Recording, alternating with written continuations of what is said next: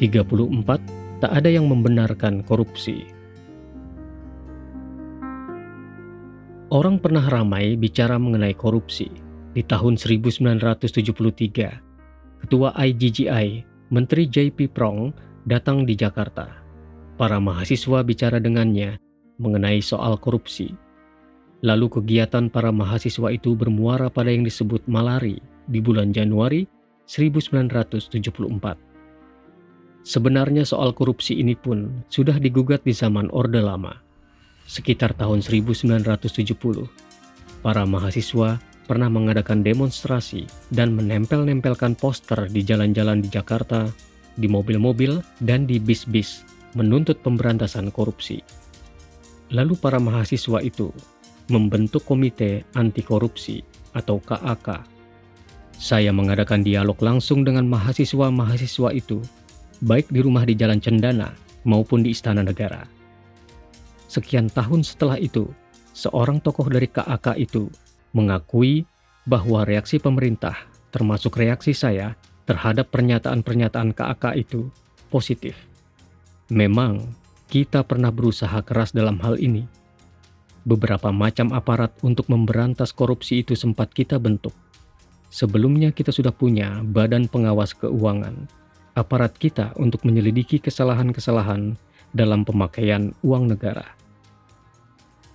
Lalu saya bentuk pada permulaan 1966 Pengatur Keuangan Negara atau Pekunek, yang fungsinya mengumpulkan bahan-bahan tentang kesalahan-kesalahan yang dituduhkan atas anggota-anggota pemerintah lama waktu itu, seperti Yusuf Muda Dalam dan Hairul Saleh. Kita berhasil mendapatkan kembali dana-dana tidak tetap yang disimpan oleh orang-orang yang bersalah, baik yang disimpannya di Indonesia maupun di luar negeri.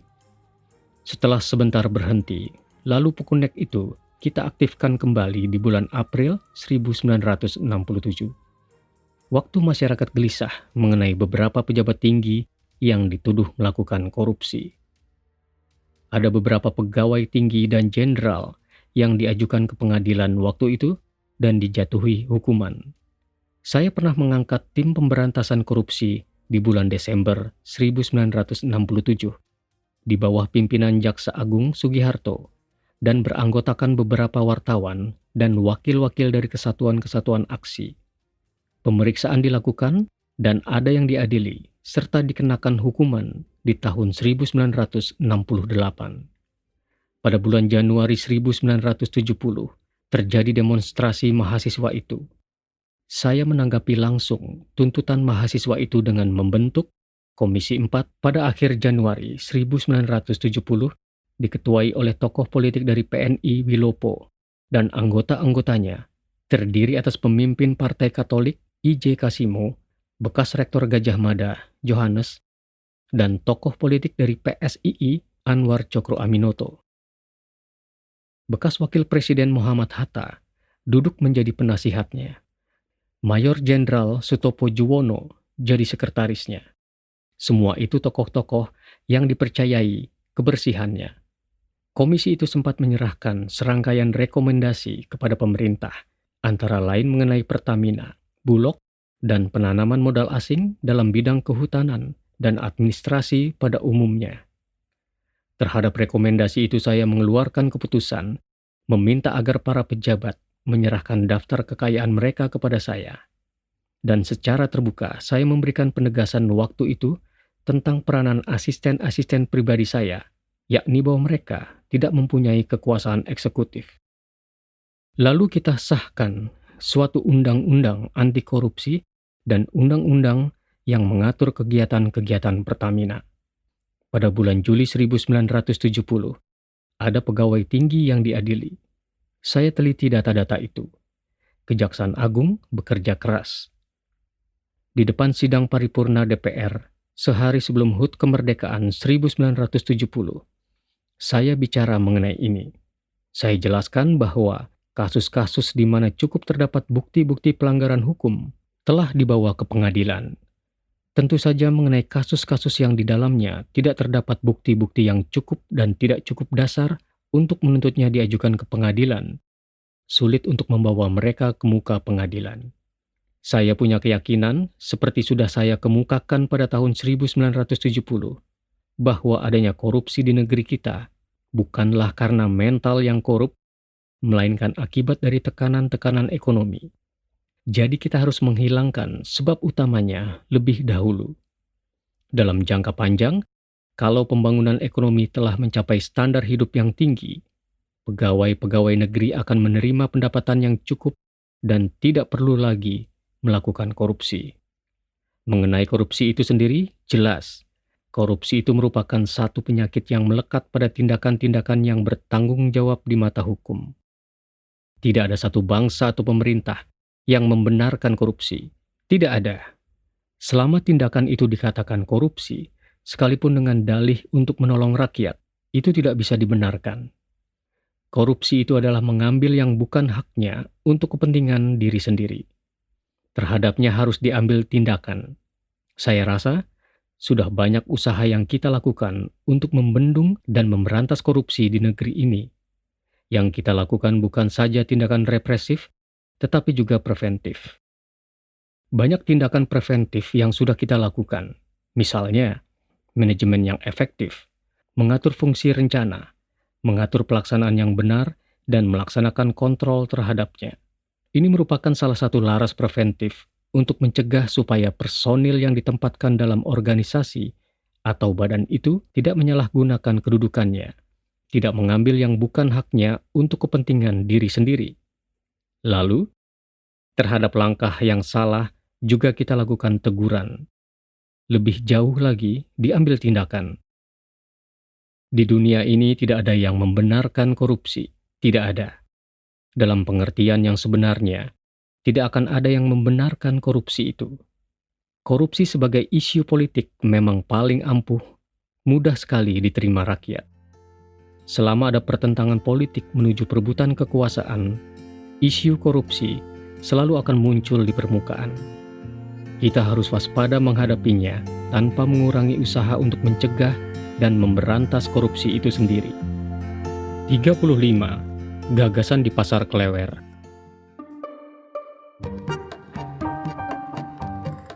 Pada tanggal 9 Juni 1971, satu bulan sebelum pemilihan umum 3 Juli 1971, saya datang di Pasar Klewer, Solo, untuk meresmikan pembukaan bangunan pasar itu. Saya berpidato di sana tanpa teks. Ternyata pidato saya itu ditanggapi oleh pembantu-pembantu saya sebagai tonggak sejarah yang penting.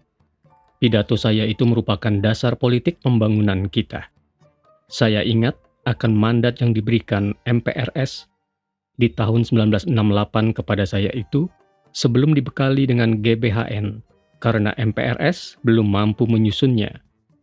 Presiden dibekali dengan ketetapan-ketetapan MPRS, antara lain untuk melaksanakan pembangunan 5 tahun pertama, menyederhanakan partai politik dalam kehidupan demokrasi Pancasila, dan melaksanakan pemilihan umum secepatnya, selambat-lambatnya pada tahun 1971. Berdasarkan mandat tersebut, dibuat perencanaan pembangunan 5 tahun pertama, dari tahun 1969-1970 sampai dengan 1973-1974, ialah pembangunan pertanian dengan industri yang mendukungnya, dengan sasaran yang sederhana, yaitu cukup pangan, cukup sandang, cukup papan, cukup lapangan pekerjaan, dan meningkatkan pendidikan dan kebudayaan sesuai dengan kemampuan. Bappenas membuat perencanaan pembangunan makro, sedang departemen dan lembaga melaksanakannya. Dengan begitu, saya terus berpikir, sampai saya berpidato di Pasar Klewer itu. Dalam kesempatan itu, saya paparkan sekali lagi, bahwa masyarakat adil dan makmur hanya bisa terwujud bila mana kita melakukan serangkaian pembangunan dalam segala bidang. Menurut keyakinan saya, masyarakat adil dan makmur itu benar-benar akan terbentuk bila mana kita bisa membangun dan mengembangkan industri dan agraria yang seimbang. Untuk sampai pada tujuan kita itu, kita memerlukan waktu bertahun-tahun dan melaksanakannya secara bertahap, mencapai cita-cita masyarakat adil dan makmur berdasarkan Pancasila itu tidaklah mungkin hanya dengan melaksanakan satu pelita saja. Masyarakat adil dan makmur tidak akan jatuh dari langit. Harus diperjuangkan melalui pembangunan secara bertahap diperlukan landasan yang kuat, ialah industri yang didukung oleh pertanian yang tangguh. Pembangunan dalam bidang pertanian tidaklah terlalu amat sulit, karena beberapa prasarana telah kita miliki. Akan tetapi untuk melaksanakan pembangunan industri, banyak prasarana yang belum kita punyai. Untuk membangun industri, mutlak kita memerlukan modal yang tidak hanya rupiah, melainkan juga devisa untuk memasukkan mesin-mesin dan barang modal lainnya. Di samping itu kita memerlukan skill, keahlian. Tanpa itu kita tidak akan bisa mengembangkan industri. Di samping itu kita harus menguasai teknologi. Di tahun 1971 itu, kita berada dalam pembangunan industri yang mendukung pertanian. Kedengarannya sangat sederhana, tetapi kegiatan yang sebenarnya meliputi pelbagai lapangan yang luas. Kita harus mendirikan industri yang mampu membuat alat-alat pertanian dan prasarana pertanian, seperti pupuk, obat-obatan, irigasi pertanian, dan lain-lainnya. Lalu kita harus mampu untuk memasarkan hasil pertanian. Dan itu berarti kita harus mendirikan industri untuk menyimpan dan melakukan pengangkutan produksi itu. Dengan begitu, kegiatan dalam membangun industri yang mendukung pertanian itu merupakan kegiatan yang luar biasa dan memakan biaya yang tidak sedikit, serta memerlukan tenaga yang tidak kecil. Setelah itu, apalagi yang harus kita lakukan? Tahapan berikutnya ialah, sambil menyempurnakan industri untuk mendukung pertanian itu, kita harus segera membangun industri yang mengolah bahan mentah menjadi bahan baku industri. Untuk itu sekali lagi kita memerlukan modal guna mengolah pasir besi, sehingga menjadi besi baja, mengolah bauksit menjadi aluminium, dan lain sebagainya. Setelah kita bisa mengubah bahan mentah menjadi bahan baku industri, dalam tahap berikutnya, kita harus mendirikan industri yang bahan bakunya telah kita sediakan menjadi barang jadi. Dalam tahap berikutnya lagi, kita akan mengembangkan industri yang sanggup membuat mesin-mesin guna menjamin kelangsungan industri yang sudah ada dan membuat industri yang baru. Begitulah kita memerlukan tahapan-tahapan itu. Kalau untuk setiap tahap, kita memerlukan 5 tahun, maka untuk 5 tahap, kita memerlukan waktu 25 tahun. Dalam waktu sepanjang itu, baru kita akan sampai pada landasan yang penting, yaitu perkembangan industri dan pertanian yang seimbang. Pada waktu itu baru akan ada jaminan untuk memulai mewujudkan masyarakat adil dan makmur berdasarkan Pancasila. Untuk mendapatkan devisa guna membangun industri itu, tentu saja kita harus bisa mengekspor kekayaan kita, berupa bahan mentah dan bahan baku, serta hasil lainnya. Di samping kita mempunyai beban yang tidak ringan, berupa hutang, warisan keadaan-keadaan yang dulu yang harus kita pikul, kita harus mendapatkan lagi pinjaman dari luar. Kita diwarisi dengan hutang sebesar 2,25 miliar dolar AS.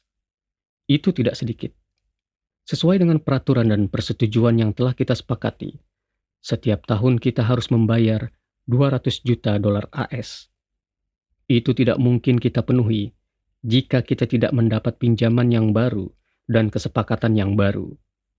Oleh karena itu, kita berjuang dan berdiplomasi mengatasi persoalan yang kita hadapi itu. Alhamdulillah, negara-negara yang tergabung dalam IGGI dan juga negara-negara timur dapat memperhitungkan kita. Mereka memberikan keringanan kepada kita dalam persoalan hutang yang 2,25 miliar AS dolar itu.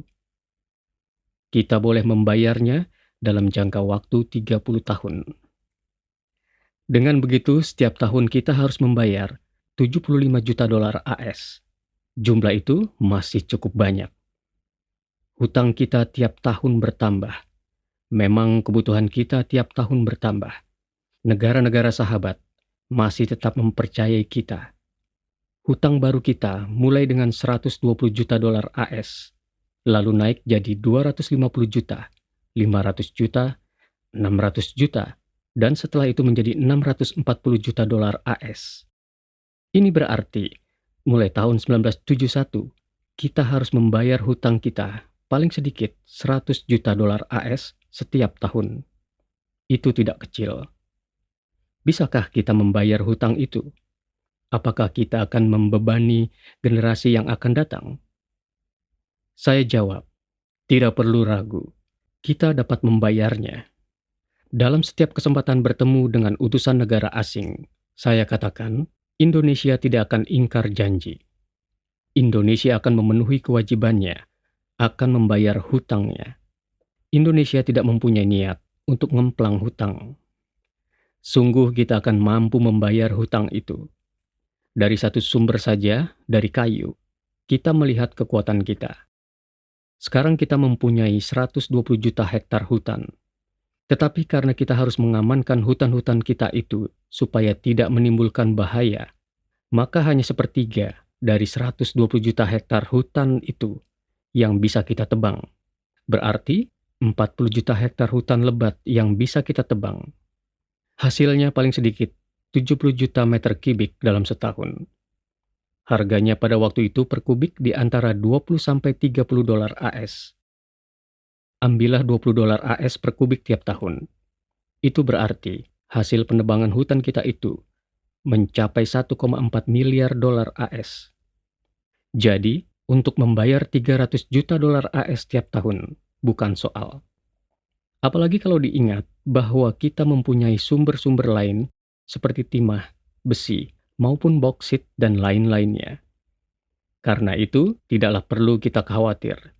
Kalau kita terus memperbanyak hutang, itu adalah untuk mempercepat proses pembangunan. Yang penting, yang perlu kita perhatikan ialah jangan terulang kejadian seperti di zaman yang sudah-sudah. Sekarang di zaman Orde Baru, setiap hutang harus kita pergunakan untuk membangun, jangan untuk konsumsi, apalagi untuk mercusuar-mercusuaran. Tidak sedikit pun dari hutang itu dulu kita gunakan untuk keperluan rutin, juga untuk membeli senjata bagi angkatan bersenjata. Pengalaman pahit Orde Lama kita tinggalkan. Inilah salah satu persyaratan untuk dapat menjamin sampainya kita pada landasan yang kuat. Dalam pada itu, kita harus ingat bahwa keamanan dan ketertiban, persatuan dan kesatuan bangsa harus bisa kita bina. Hanya dengan demikian, kita bisa melaksanakan rencana pembangunan. Stabilitas nasional harus kita wujudkan untuk memungkinkan pembangunan. Hasil pembangunan akan menjamin pertumbuhan ekonomi. Pertumbuhan ekonomi akan mampu memperbaiki kehidupan rakyat. Saya mengkritik suara yang lantang yang menyebutkan bahwa setelah pemilihan umum, kalau tidak memuaskan, akan berjihad. Pendirian begitu berarti akan menimbulkan kekacauan dan pemberontakan. Padahal yang kita perlukan adalah keamanan dan persatuan. Sebab itu saya peringatkan supaya pemimpin-pemimpin jangan mudah menghasut rakyat. Begitu pula hendaknya rakyat jangan gampang dihasut oleh pemimpin yang semacam itu.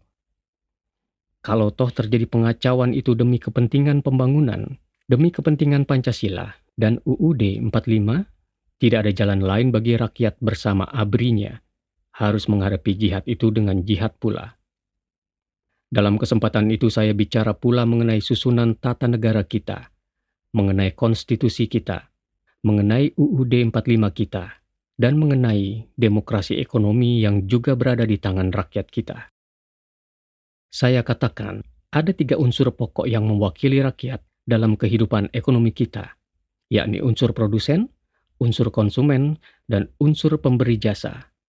Ketiga unsur ini, kata saya, harus bekerja sama dengan sebaik-baiknya, dengan berpegang pada prinsip mengangkat derajat rakyat sebagai produsen dan melindungi rakyat sebagai konsumen. Saya menunjuk pada tulisan yang ada pada monumen di Pasarean Mangadek. Sri Mangkunegoro I yang memperoleh Wahyu Cakraningrat membulatkan tekadnya untuk mengajak rakyat memperbesar pengabdian kepada kepentingan umum, negara dan bangsa. Yang ditulis pada monumen itu adalah filsafat Sri Mangkunegoro I. Adalah filsafat Sri Mangkunegoro I itu, yakni Tridharma, 3 pengabdian. Rumangsa melu handar beni, merasa turut memiliki. Wajib melu hangrung kebi, wajib ikut membela dan memelihara dan Mulat Sarira, Hang Rasawani, berani mengintrospeksi diri sendiri. Tak ada jeleknya kita pegang falsafah itu, seperti saya anjurkan kemudian, dalam kita memperbesar rasa pengabdian kita kepada negara dan bangsa, ialah negara Republik Indonesia yang kita proklamasikan pada tanggal 17 Agustus 1945, yang bercita-cita mewujudkan masyarakat yang adil dan makmur berdasarkan Pancasila. Lalu buah pikiran saya yang saya lontarkan di pasar Klewer itu dirumuskan. Para menteri mengatakan bahwa buah pikiran saya itu merupakan statement politik mengenai pembangunan. Jawab saya, memang. Maka itu coba rumuskan. Dan statement politik saya itu dirumuskan dan dijadikan konsep GBHN yang diajukan dalam sidang umum MPR hasil pemilu 1971. Maklumlah, waktu sidang MPRS yang kelima, yang menyangkut saya menjadi presiden penuh, GBHN belum dirumuskan, apalagi disahkan. Sidang itu hanya memberi mandat kepada saya untuk melaksanakan pembangunan. Dengan ini, mekanismenya pun menjadi tepat. Titik tolaknya adalah dari apa yang ada dalam UUD 45, yaitu presiden diangkat untuk waktu 5 tahun, dan setelah 5 tahun bisa dipilih kembali. Siklusnya pun menjadi tepat. Dulu muncul pertanyaan berkenaan dengan pengangkatan presiden itu. Presiden diangkat oleh MPR, dan ia harus bertanggung jawab kepada MPR. Tetapi MPR yang mana? Apakah harus bertanggung jawab kepada MPR yang mengangkatnya atau kepada MPR yang baru? Maka waktu itu timbul polemik. Pikiran saya adalah majelisnya itu sendiri. MPR tidak harus terdiri dari orang-orang yang sama. Presiden bertanggung jawab kepada lembaga tertinggi negara, yaitu MPR, dan bukan kepada orang-orangnya. Pikiran dulu menyebutkan bahwa presiden bertanggung jawab kepada orang-orangnya, bukan kepada lembaganya. Sekarang, 1 tahun sebelum presiden selesai dengan tugasnya, ia harus melaksanakan pemilu. Sekarang, di samping membebankan GBHN kepada presiden, MPR itu juga menugaskan kepada presiden untuk melaksanakan pemilu 1 tahun sebelum tugas presiden itu berakhir. Itu berarti memberi kesempatan kepada rakyat untuk memperbaharui wakil-wakilnya. Begitulah siklus, begitulah mekanisme pemerintahan kita. Konstitusi ini ternyata klop sehingga sekarang akan membudaya. Sekarang rakyat sudah tahu tahun berapa akan ada pemilihan umum untuk memilih wakil-wakil mereka. Sekarang tinggallah rakyat menanyakan kepada dirinya sendiri, apakah mereka masih percaya kepada wakil-wakil mereka yang sudah ada atau ingin menggantinya. Inilah hak mereka. Inilah kedaulatan yang ada di tangan rakyat. Saya sekarang sebagai presiden diberi kesempatan untuk menyelenggarakan pemilu supaya rakyat bisa memilih wakil-wakilnya. Katanya, ini hanya taktik Soeharto saja untuk ngapusi, membodohi MPR supaya ia menjadi presiden seumur hidup. Apa betul begitu? Itu pikiran yang tidak benar. Dalam jangka waktu 5 tahun, masa jabatan presiden, kalau rakyat melalui wakil-wakilnya sudah tidak menghendaki saya lagi sebagai presiden, saya bisa diminta untuk berhenti dan dipilih lagi yang lain sebagai pengganti saya. Kalau itu yang terjadi, buat saya tidak apa-apa. Lagi pula, toh saya tidak bisa berbuat apa-apa. Tidak bisa. Yang menentukan adalah lembaga tertinggi negara, MPR. Orang usil mengatakan lembaga tertinggi didikte. Loh, yang mendikte itu siapa? Di Solo itu saya juga sempat bicara mengenai soal perbedaan agama. Dengan tegas saya menolak setiap teror keagamaan. Indonesia itu bukan negara sekuler dan bukan pula negara teokratis, tetapi berdasarkan Pancasila. Saya jelaskan, saya akan menindak setiap usaha mengeksploitasi masalah agama untuk maksud kegiatan-kegiatan politik yang tidak pada tempatnya. Prinsip saya mengenai toleransi agama telah saya ungkapkan segera.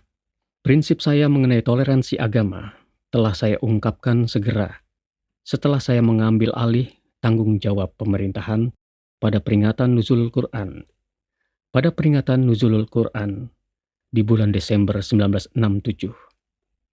Saya tekankan pada waktu itu, kita semua wajib menjalankan toleransi umat. Saya tekankan pada waktu itu, kita semua wajib menjalankan toleransi agama. Karena agama bertolak dari keyakinan yang melekat pada hati nurani manusia. Oleh karena itu, keyakinan agama tidak boleh dipaksakan. Lebih-lebih lagi, tidak boleh dipaksakan dari luar. Dilihat dari segi kehidupan kita sebagai satu bangsa merdeka yang berpancasila, kebebasan memeluk keyakinan agama itu merupakan salah satu wujud daripada pelaksanaan hak-hak asasi manusia yang kita junjung tinggi.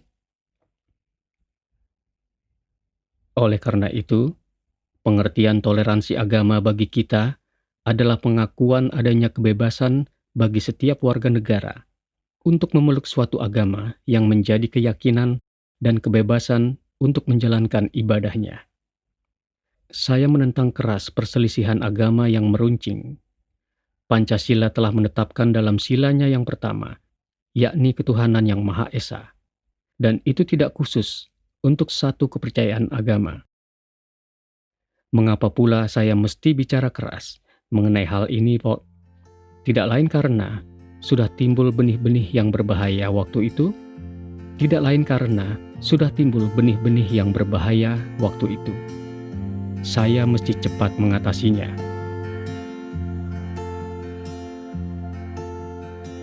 Dengarkan bagian selanjutnya hanya di channel Dengar Buku.